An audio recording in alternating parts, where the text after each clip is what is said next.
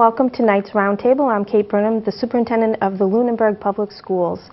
This show is designed to give you a glimpse inside the schools so that you can see what's happening. Today my guest is Patty McCarthy-Gillette. She is the Director of School Link Services.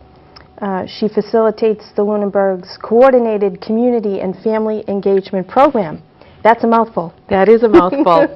It is. Welcome, Patty. Thank you. It's nice to be here. Thanks for joining us to let folks get a glimpse inside of some of the things that we offer here in Lunenburg. It's great to be here. So let's talk a bit first about this program. Is this a program that is available in every district? It is. There's approximately 90 sites that have it that service about 145 communities in Massachusetts. So every community has access to this besides Lunenburg. And is the program in Lunenburg limited to Lunenburg residents only? No. Initially, when the program started, or when Early Education and Care had the grant a few years ago, it was every site that had the grant could only focus on families within that district. Now, because they want to make sure that everyone has access to it, that we get people from Fitchburg, Townsend, Groton, all over the areas. And for folks who may not be familiar, Early Education and Care is what? The Massachusetts Department of Early Education and Care focus on programs that are for the younger population. So a lot of programs that have to do with transitional services into school to help families get ready, work on developmental issues prior to children entering school. And this is a state department, not a federal? This is state. So a lot of the funding clearly comes from the federal government over the years, but it is state funded. It's through a grant. We write a grant every year to continue, and we've been doing this. Is my 23rd year, and that's how we get most of the funds, other than we do a lot of fundraising and things. So it's been 23 years. Let's take a walk back 23 years. How did the program get started? You know, it actually was sort of like a grassroots movement. The Children's Trust Fund put out a very small grant many years ago to start programs with parents and children.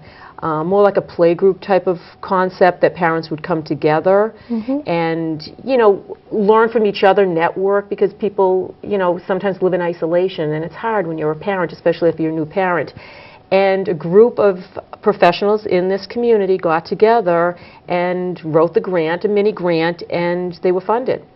And it sort of morphed into something more. The next year, the Department of Education took over, and it became a lot more focused on like the 0 to 8 population. Like let's kind of service everything and help the schools and the parents with the support.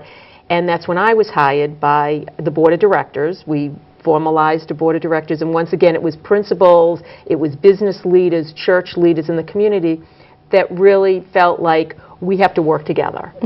And from there, it's just moved up, and about 5 or 6 years ago, Department of Early Education and Care said, okay, we're taking that component and we're focusing on the 0 to 8 population.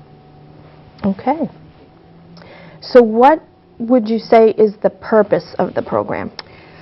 The purpose of the program, it's universal targeted outreach. It's making sure everyone has accessibility to local resources, information and referral.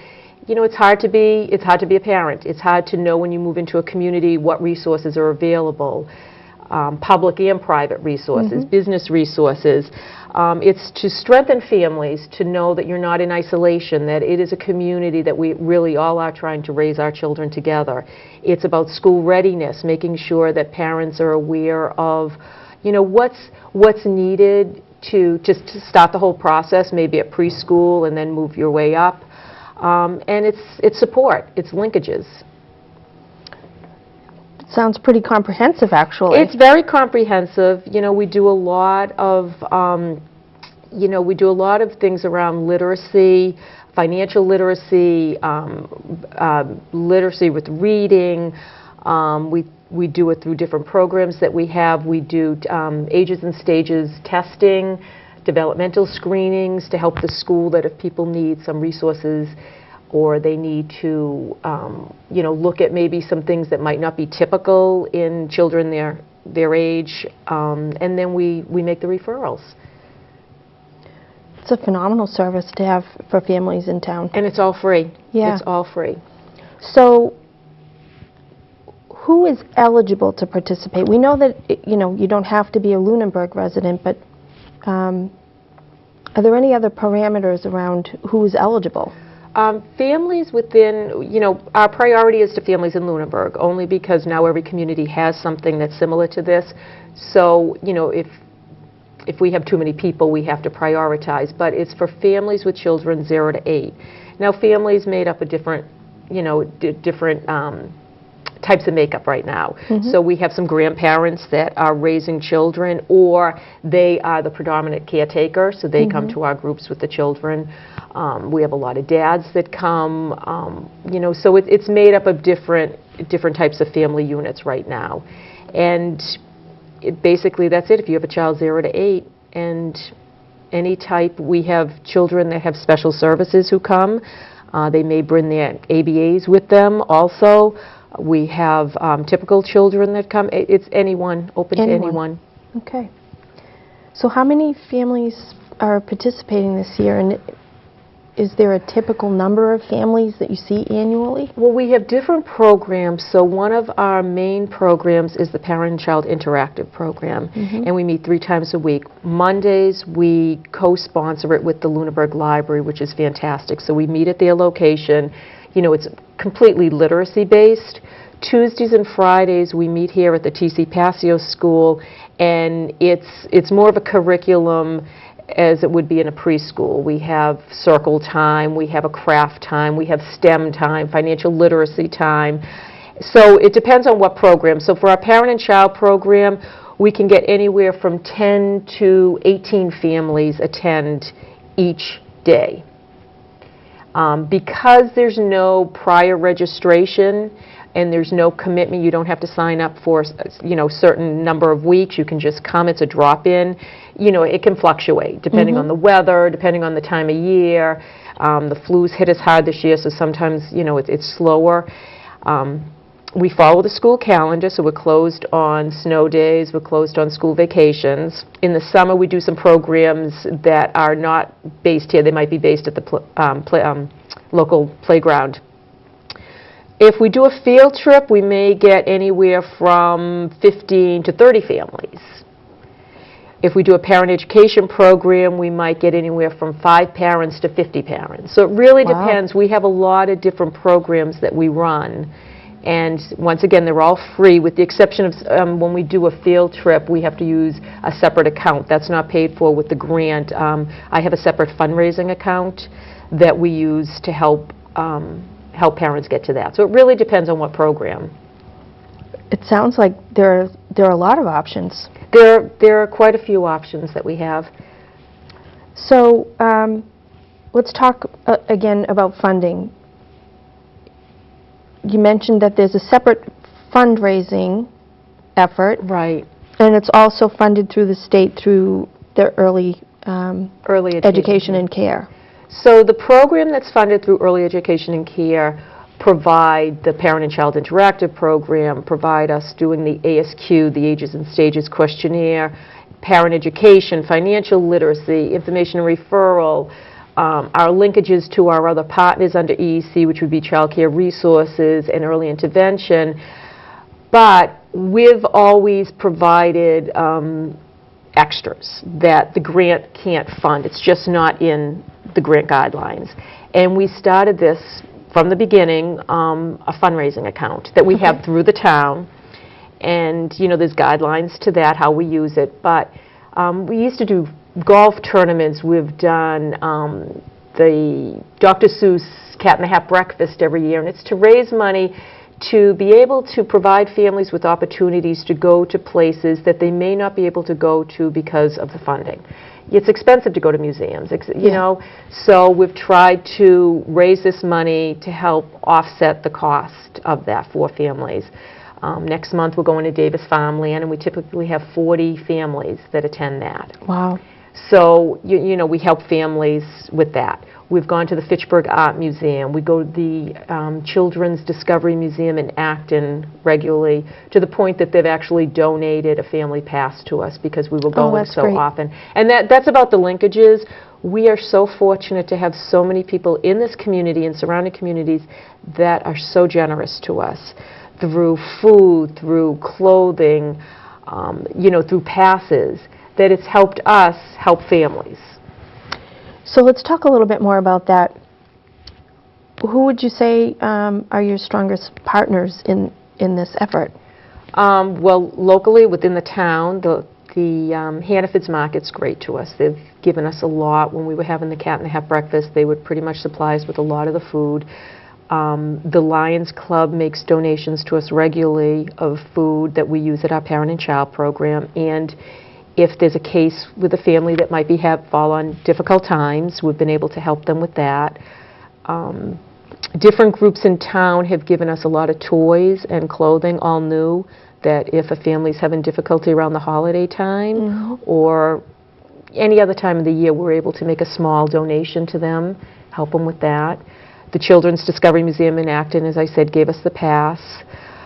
Local, other local people have given us donations over the year. The Cultural Council provides us with one annual performance a year with an entertainer, just to expose children to more cultural events. Sure. And they've been great with that every year.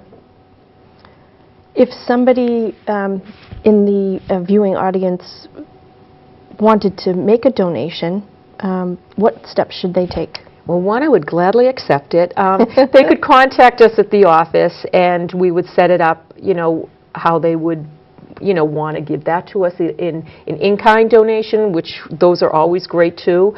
If they wanted to purchase something for us, an item that we might need in the program, or through monetary donations, and then I would set it up with the town, and they would manage that. Very good. Okay, so we talked a little bit about the different components of the program. So just to recap, the grant funds you can use to, let's say, purchase office supplies just to run the program. Parent education, you said. Yes. And the parent-child interactive groups. Let's talk about the parent education for a minute. What are some of the topics that you've covered this year or in the past that have been really well attended? School readiness is a big one. How to prepare your child to go to school. There's a lot of issues. It's not necessarily just knowing your ABCs or your 1, 2, 3s. It's about the social, the psychosocial part of it. How a child will separate from a parent, how a parent separates from the child. Which could be equally important. Well, let me tell you from Sometimes experience, more so. yes, a lot of tears. And so it's preparing the child to feel comfortable within him or herself, and the parent to feel the same way. Not all of us have great memories of our own, schooling when we were young, and we want to make sure that this is really a healthy experience for the child and the parent. It's a whole family, because school isn't just from 8 to 3. School is 24 hours. So when the child comes home, how the parent works with the child. So we do a lot of parent education around that. Behavioral issues. Parents will come to me and say, I'm having issues with bedtime. That's a huge one. How do I get my child to go to bed? How do I get my child to stay in bed? So we get people to provide these educational opportunities who are versed in that area. Right. So I have resources within the state that I can access, to come and speak. We used to do a lot of nightly events. That was the first, I'd say, 18 years of our existence. That's what we would do, and it would fill an auditorium. We could have 300 to 400 people attend. Wow. Because we'd have some big name speakers. And then people are busy. People are really busy. People are working.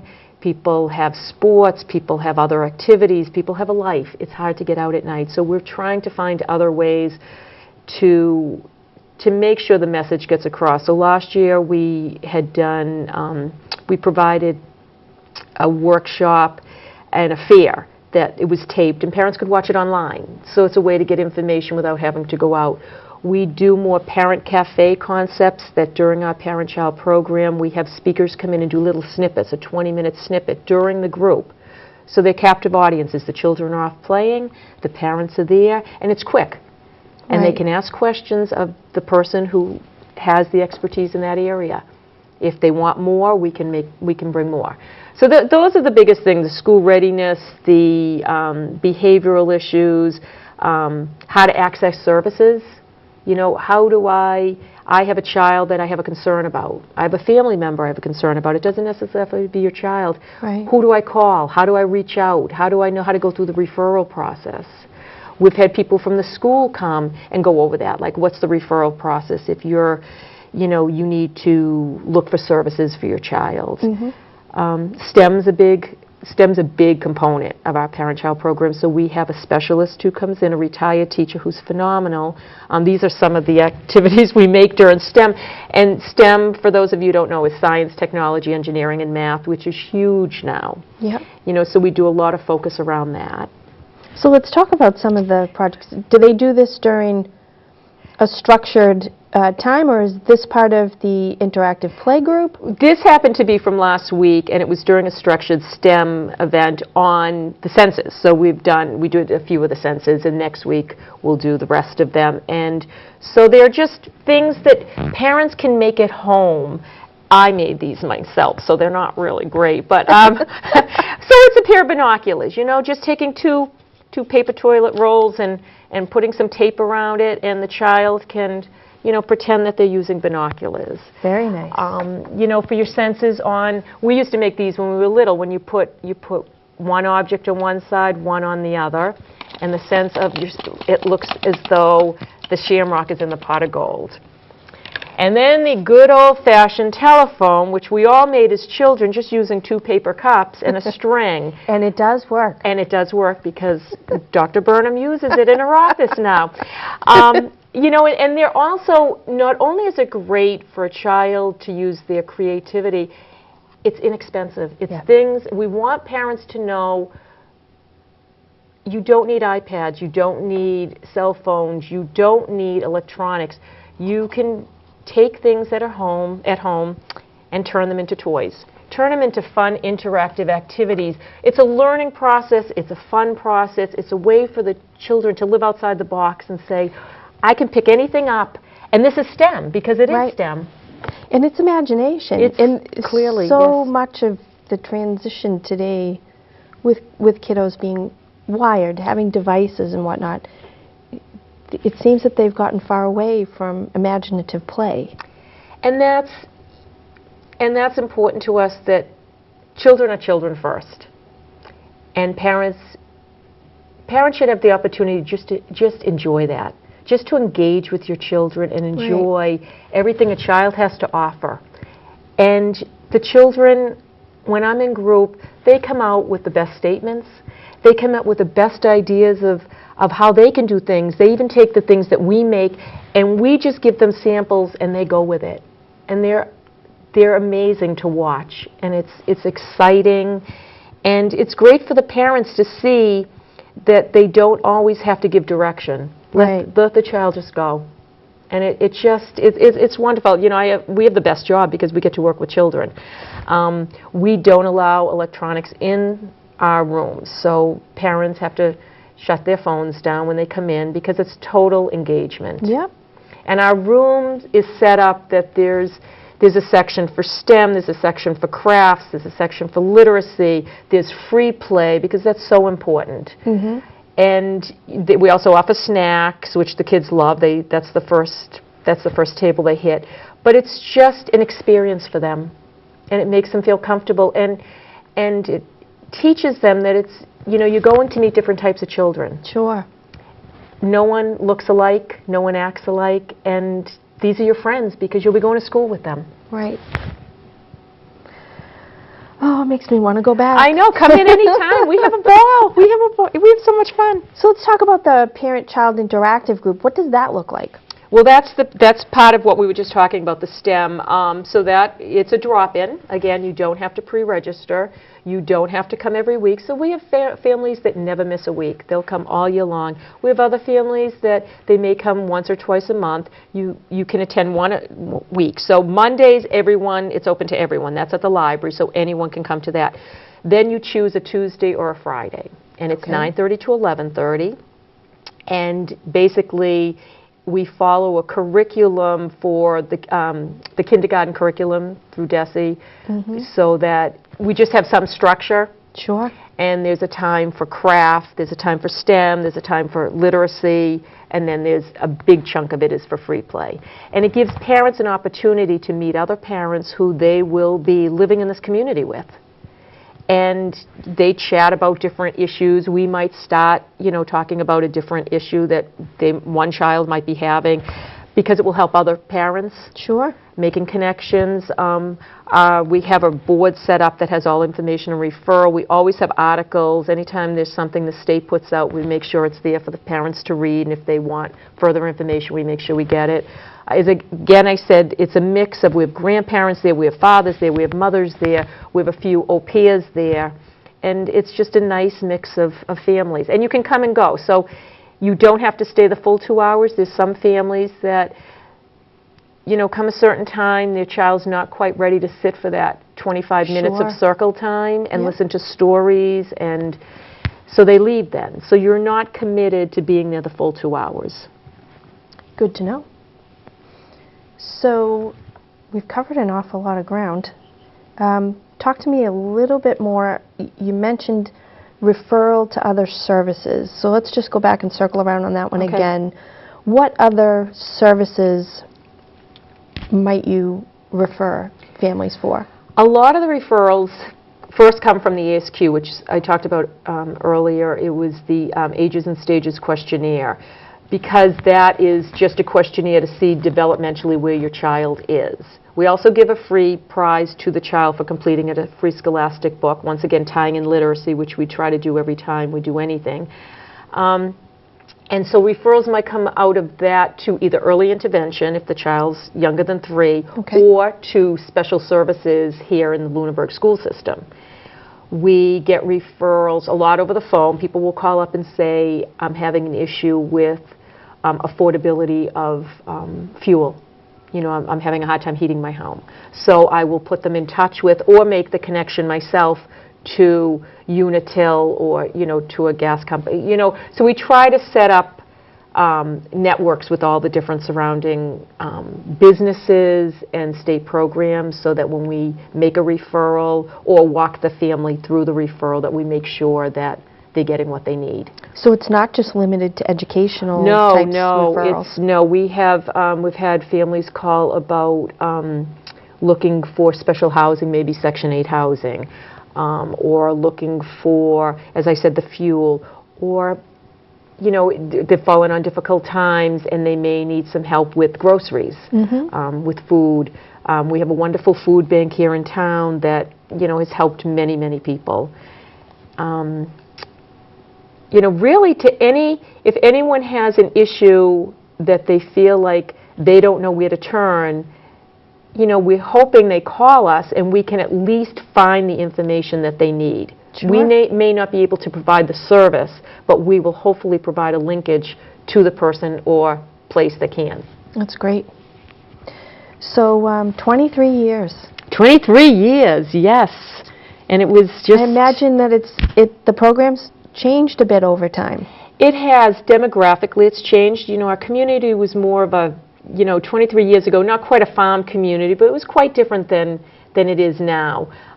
We didn't have as many housing developments. Right. So it's changed the makeup of the community, which has changed the makeup of our program, as well as what I said earlier, that people have become busier. Yeah. A lot of families have to have 2 incomes coming in. So what we used to follow with, you would do parent education at night and, parents would come. That's not necessarily working. So we have to adapt every year to what the makeup of the community is. As do the schools in general. Right. And we do have we have some families who come to the group now who English is their second language. So how to work with them to see that we make sure that, the books that we have that are in different languages, that if we print out anything to send home with them, that we have access to getting things interpreted for them, so that everyone feels welcome. Nice. It's important. It is very important. So if people are now intrigued, and who wouldn't be, about getting involved with the program, what should they do? Where should they look? We actually have a link with the school department on your website under Schooling Services. They can contact our office at 978-582-4101, extension 315. That's my direct line if they want more information. They can email me at pmccarthygillette@lunenburgonline.com, and we will get them any information they need. They can drop by a group on Tuesday or Friday, 9:30 to 11:30. We have flyers throughout the town. There's been, on the cable, we have little blurbs that come up when our programs meet. So anytime we're having something going on, we try to do publicity. You know, for instance, April 5th, we have an entertainer coming to the gym at TC Passio's. The Cultural Council is paying for that, and that's open to whomever wants to come. It's in the morning, so clearly it's for, you know, young children. Yep. So anytime you need information, I think that would be the best way to get in touch with me. I would say that they could also just contact the superintendent's office, and we could put them in touch with you directly. Right. And our programs are located here. As I said, our parent-child program is located here. We do a lot of our parent education here at TC Passio's, and, you know, we're pretty much here all the time. It's good to know. Well, thank you very, very much. Thank you very much. Has been an important conversation, I think, today, because, again, this is a service open to all members of our community, and we want to make sure that people know about it. So, time well spent today, I think, well, I hope. Thank you. Thank you for inviting me to join you. I appreciate it. Well, thank you all for tuning in, and we'll see you again next time.